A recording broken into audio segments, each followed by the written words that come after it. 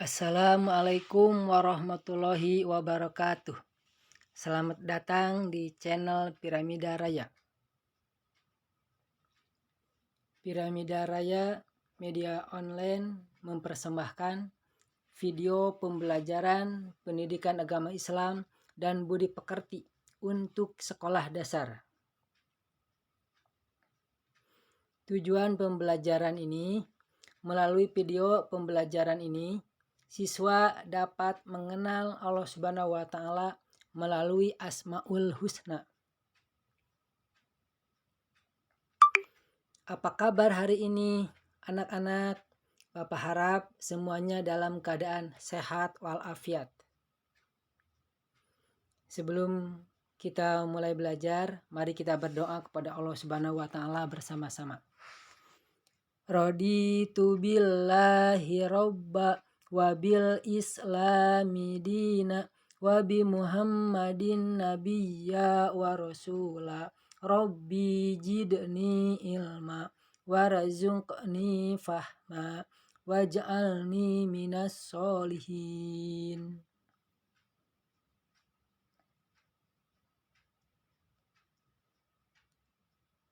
Pada video ini, tema yang dibawakan adalah beriman kepada Allah dan Rasul-Nya.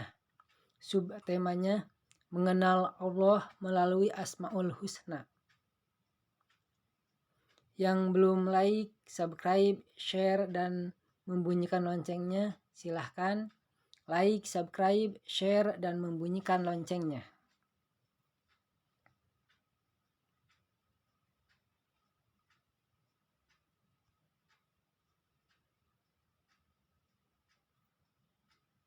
Terima kasih yang sudah like, subscribe, share, dan membunyikan loncengnya. Mari kita mulai. Mengenal Allah melalui Asmaul Husna. Untuk bisa mengenal sesuatu, biasanya melalui namanya. Demikian juga mengenal Allah. Allah Subhanahu wa Ta'ala memiliki nama-nama yang baik. Biasanya dikenal dengan nama Al-Asma'u Al-Husna, atau kita bisa membacanya Asmaul Husna.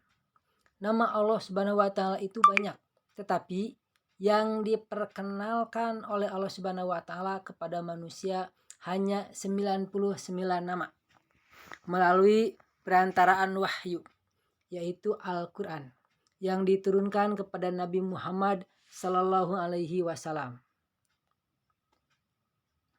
Pada pelajaran ini kita akan mempelajari hanya 3 Asmaul Husna saja, yaitu Al-Bashir yang artinya Maha Melihat, Al-Adl yang artinya Maha Adil, dan Al-Azim yang artinya Maha Agung. Al-Bashir artinya Maha Melihat. Al-Bashir artinya Allah Maha Melihat. Allah Subhanahu wa Ta'ala mampu melihat apa saja, sampai hal sekecil-kecilnya. Tidak ada yang luput sedikit pun dari pandangannya. Allah Subhanahu wa Ta'ala Maha melihat hal-hal yang paling besar sampai yang paling kecil, bahkan sampai yang tidak terlihat oleh mata. Tidak satupun sesuatu di dunia ini yang terlewatkan dari penglihatan Allah Subhanahu wa Ta'ala. Allah Subhanahu wa Ta'ala mengetahui dan melihat semua niat dan perbuatan yang dilakukan oleh manusia. Perhatikan Quran surat An-Nisa ayat 58 dan Quran surat Asy-Syura ayat 11 yang merupakan dalil atau alasan tentang hal ini. Ini Quran surat An-Nisa ayat 58. Ini sepotong ayat ya, yang bunyinya Innallaha kana sami'an basiro. Innallaha sesungguhnya Allah, kana ada Allah itu, sami'an maha mendengar, basiro lagi maha melihat. Di sini dikatakan bahwa Allah itu basiron, yaitu maha melihat. Nah ini yang mesti ditandainya ya. Yang berikutnya Quran surat Asy-Syura ayat 11. Di ayat ini dikatakan laisa kamislihi syai'un wa huwas samiul basir. Laisa tidak ada kamislihi yang menyerupainya syai'un sesuatu pun. Wa huwa dan dia itu maksudnya Allah as-sami'u maha mendengar, al-basiru lagi maha melihat. Di sini yang kita garis bawahinya adalah al-basiru. Al-basiru ini seperti tadi disebutkan Allah Subhanahu wa taala maha melihat. Di antara hikmah mengimani bahwa Allah Subhanahu wa taala itu al-basir adalah sebagai berikut. Yang pertama, menumbuhkan kepada diri kita bahwa Allah Subhanahu wa taala dekat dengan kita. Yang kedua, senantiasa membuat kita berbuat kebajikan karena kita merasa terus diawasi oleh Allah Subhanahu wa taala. Yang ketiga, selalu membuat kita mawas diri dan mempertimbangkan segala gerak-gerik yang kita lakukan. Yang keempat, menjauhkan kita dari keinginan untuk berbuat kejahatan. Karena Allah Subhanahu wa taala pasti melihat perbuatan kita. Nah, sebagai tambahan, jadi kalau kita mengimani bahwa Allah Subhanahu wa taala itu mempunyai nama dan sifatnya itu maha melihat, yaitu al-basir ini, maka kita akan senantiasa mawas diri, atau dalam istilah lain kita akan berusaha untuk mempertimbangkan semua yang kita lakukan. Apakah perbuatan kita ini sudah benar atau salah? Kalau salah, berarti kita akan berupaya untuk menjauhkan atau tidak melakukan perbuatan salah ini. Karena kita sadar bahwa Allah Subhanahu wa taala melihat apa yang kita lakukan. Itu sebagai tambahannya ya. Nah, berikutnya al-adal. Artinya Allah itu maha adil. Al-adal artinya Allah maha adil. Allah Subhanahu wa taala menempatkan semua manusia sama di hadapannya. Tidak ada yang ditinggikan karena keturunannya, karena kekayaannya, atau karena jabatannya. Allah Subhanahu wa taala memuliakan seseorang hanya karena ketakwaannya. Takwa artinya mengerjakan yang diperintahkan oleh Allah Subhanahu wa taala dan menjauhi yang dilarang olehnya. Perhatikan Al-Quran surat Al-Hujurat ayat 13 yang merupakan dalil atau alasan tentang ketakwaan yang disebutkan tadi. Ini surat Al-Hujuratnya. Mari kita baca ya bareng-bareng. A'udzubillahi minasyaitonirrajim. Bismillahirrahmanirrahim.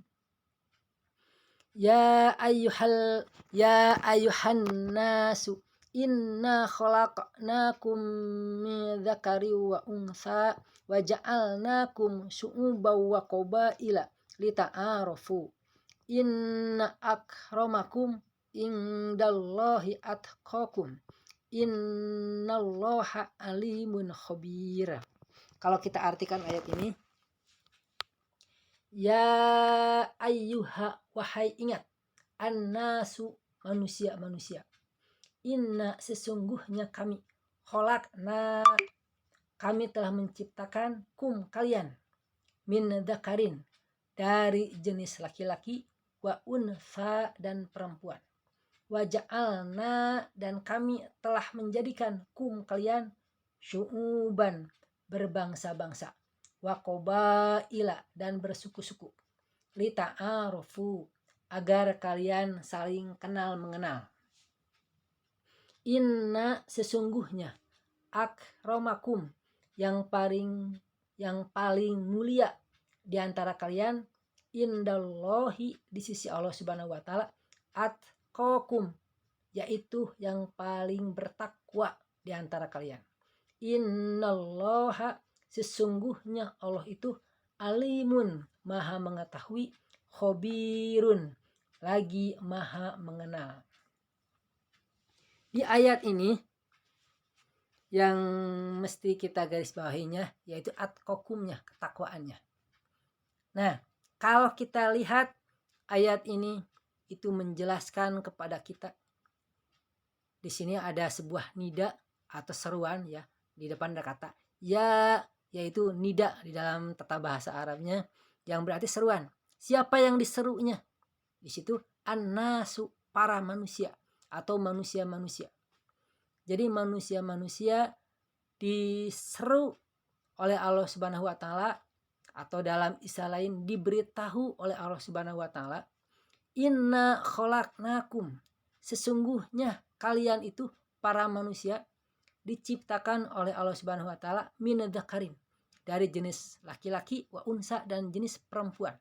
Jadi Allah Subhanahu wa taala menciptakan manusia itu dua bentuk atau dua golongan ya, yaitu jadi jenis laki-laki dan perempuan.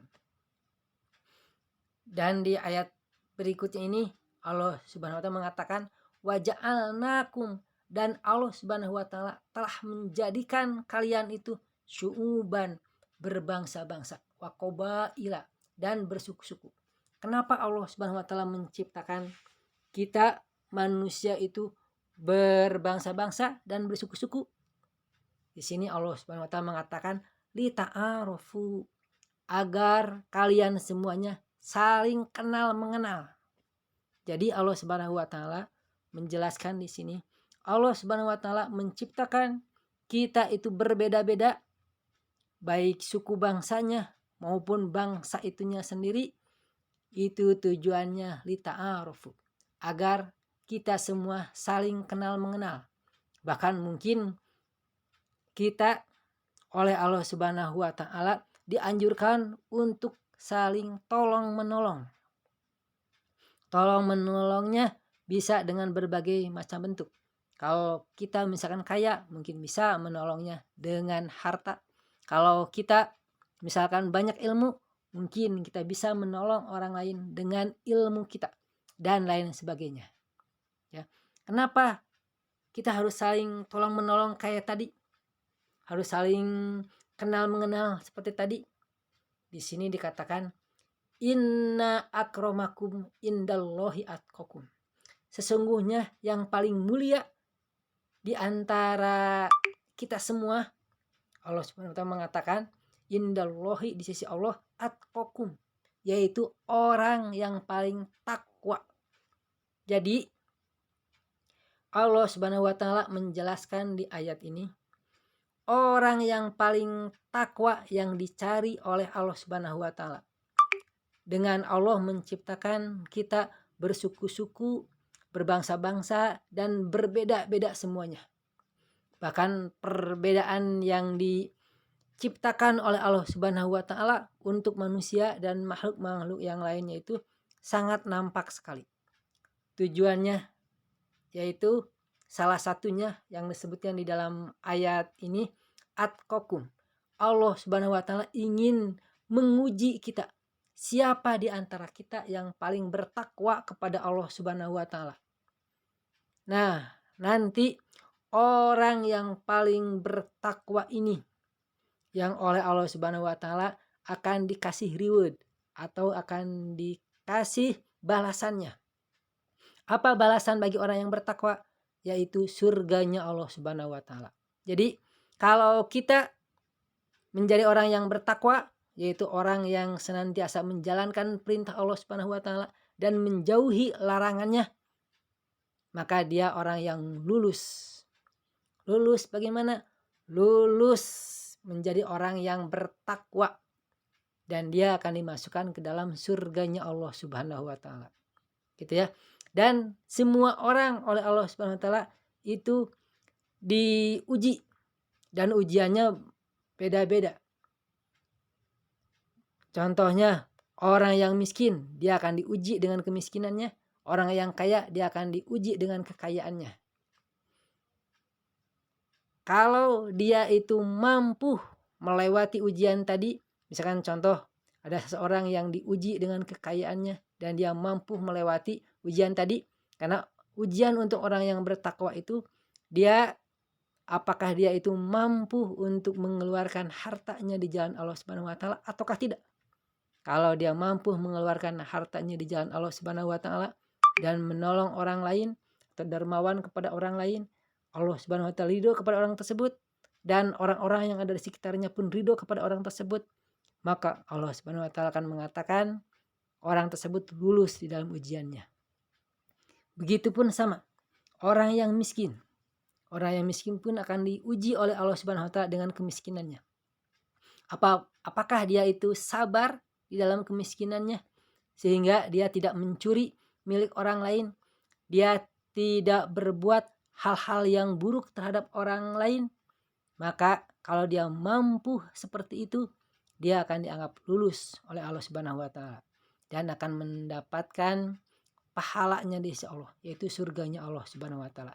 Tapi kalau ternyata orang tersebut ketika diuji dengan kekayaannya atau diuji dengan kemiskinannya, dia tidak mampu menjalankan atau melewati ujian tadi itu, dia akan dibalas oleh Allah Subhanahu wa taala dengan nerakanya Allah Subhanahu wa taala. Nah, di sini Allah Subhanahu wa taala mengatakan innallaha alimun khabir. Sesungguhnya Allah Subhanahu wa taala itu Maha mengetahui dan Maha mengenal. Berarti Allah Subhanahu wa taala mengetahui kepada semua orang atau kepada semua ciptaannya, dan Allah Subhanahu wa taala sangat mengenal mereka itu. Sehingga Allah Subhanahu wa taala menurunkan Al-Qur'an. Al-Qur'an diturunkan itu sebagai hudan atau sebagai petunjuk agar manusia bisa hidup dengan baik, dengan tenang dan tentram di muka bumi ini, dengan guide atau dengan petunjuk yang ada di dalam Al-Quran ini. Nah, untuk sementara itu kita teruskan ya. Tidak ada satu makhluk pun yang menyamai keadilan Allah Subhanahu wa taala. Adil artinya meletakkan sesuatu pada tempat yang semestinya. Allah Maha Adil artinya Allah Subhanahu wa taala tidak mungkin salah dalam memutuskan atau menempatkan sesuatu. Adilnya Allah sangat berbeda dengan adilnya manusia. Adilnya Allah sangat sempurna dan tidak terbatas oleh apapun. Sedangkan adilnya manusia sangat terbatas dan tidak sempurna. Manusia banyak salah dalam menempatkan sesuatu, sedangkan Allah tidak pernah salah. Yang berikutnya Al-Azim. Al-Azim ini artinya Maha Agung. Manusia pasti membutuhkan orang lain, sedangkan Allah tidak membutuhkan makhluk lain atau orang lain untuk membantunya. Oleh karena itu Allah Subhanahu wa taala disebut Al-Azim, yang artinya Allah itu Maha Agung. Hanya Allah yang Maha Agung yang tidak membutuhkan pertolongan. Dia yang memenuhi semua kebutuhan makhluknya. Manusia membutuhkan pertolongannya, maksudnya pertolongan Allah, dan membutuhkan pertolongan orang lain. Yang berarti manusia tidak bisa hidup sendirian, tapi butuh uluran tangan orang lain dan pertolongan Allah Subhanahu wa taala. Keagungan atau Maha Agung hanya milik Allah Subhanahu wa taala. Karena hanya Allah Subhanahu wa taala yang berkuasa dan menguasai atas apa yang telah diciptakannya. Sedangkan kemuliaan keluhuran dan kehormatan manusia tidak akan bisa membuat manusia menjadi besar atau agung. Karena keagungan itu harus bisa memiliki dan menguasai apa yang dia miliki tersebut.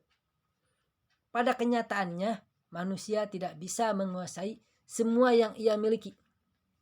Contohnya, pada saat dia meninggal, maka kekayaan dan semua yang ia miliki akan dia tinggalkan.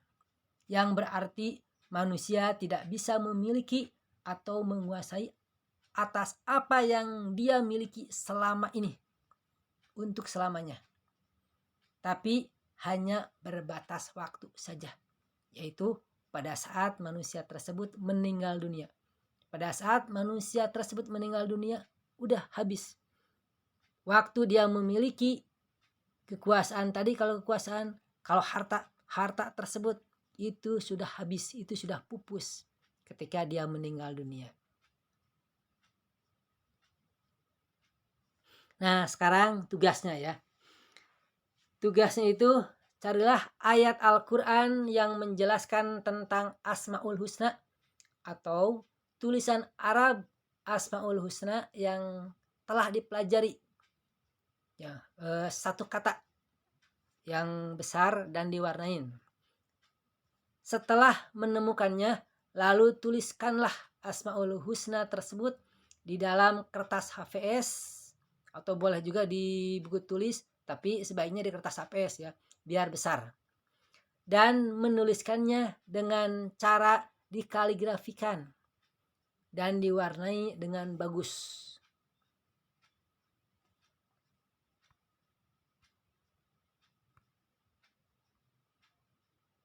Nah, ini penjelasan tugasnya. Tulisan kaligrafi atau tulisan Arab bagus tadi itu diberi warna yang sesuai sehingga indah dan sedap dipandang mata dan diberi nama dan kelas. Foto tugas kalian beserta foto kalian yang sedang menulis kaligrafi Asmaul Husna tadi dan digabungkan atau dikolasekan. Kirim tugas tersebut melalui WA group, tidak boleh japri. Nah, sekarang latihan soalnya tentang mengenal Allah melalui Al-Quran. Ini soal nomor 1. Al-Azim artinya adalah Allah Subhanahu wa Ta'ala itu ... Maka jawaban kalian adalah, silakan pilih jawabannya. Kalau kalian memilih Maha Melihat, coba kalau kita klik Maha Melihatnya ya. Nah, berarti salah. Sekarang kita coba klik Maha Agung.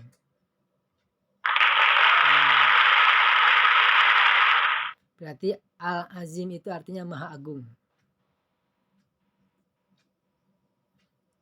Sekarang nomor 2. Hikmah beriman kepada Allah Al-Basir bagi manusia adalah ... Ya, kira-kira jawaban kalian apa? Kalau kalian memilih curiga, kita coba curiga. Nah, salah. Kita coba jawab selalu berhati-hati.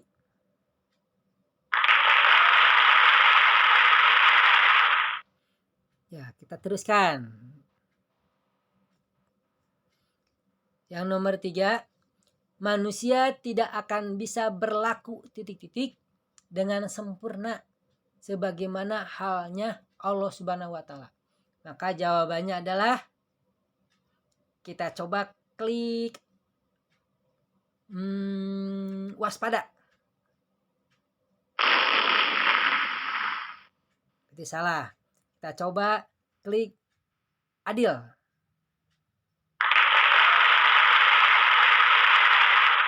Ya, berarti adil jawabannya ya. Sekarang nomor 4. Penglihatan Allah Subhanahu wa Ta'ala itu ... sedangkan penglihatan manusia sebaliknya. Maka jawaban kalian apa? Kita coba kalau kita klik ada batasnya. Salah. Kita coba klik terbatas atau kita jawab terbatas.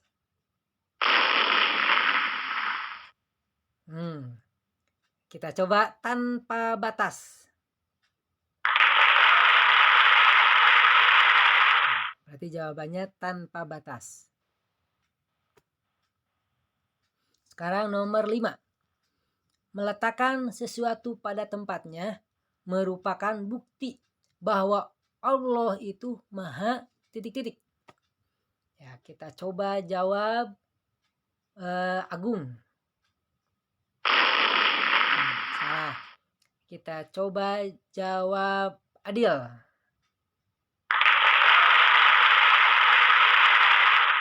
Berarti betul ya. Kita teruskan. Ini daftar pustakanya. Kita teruskan saja. Ya, berarti ini akhir ya. Terima kasih kalian semuanya sudah menonton video ini. Semoga video ini bermanfaat dan menambah pengetahuan kita, terutama mengenai iman kepada Allah Subhanahu wa taala dan Rasul-Nya. Sampai jumpa di video berikutnya. Wassalamualaikum warahmatullahi wabarakatuh.